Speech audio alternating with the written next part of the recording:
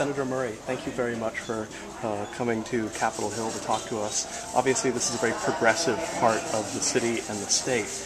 In your run against Rossi for the U.S. Senate, how do you plan to motivate a progressive base that isn't feeling particularly interested in this year's election?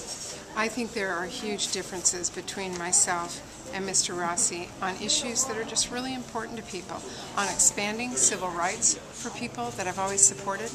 I was a supporter of R-71, and I know he was opposed. And these are basic rights for individuals.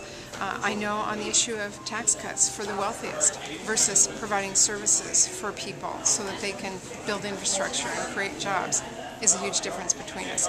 I know one of the main issues that is a huge difference with us is I worked very, very hard to pass Wall Street reform so that we would never be abused, our mortgages or our retirement funds, by Wall Street again. And one of the first priorities of Mr. Rossi is to undo that and repeal it. So there are major differences that will affect all of us. So your strategy is essentially to say that Mr. Rossi does not share their values. Does that really my philosophy is very different.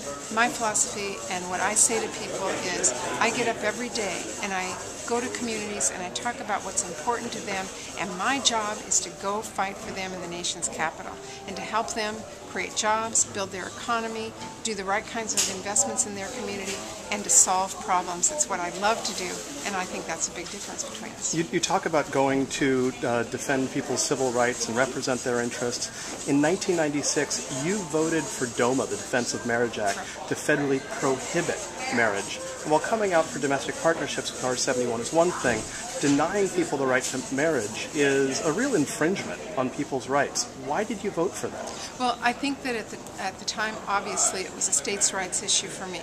But despite a vote 14 years ago, I think people know who I am, who I care about, and that I have long held very strong beliefs to expand our civil rights. There's a rumor going around that you're the tallest member of the U.S. Senate. Is this true? No, I'm actually, there are two senators who are shorter than I am.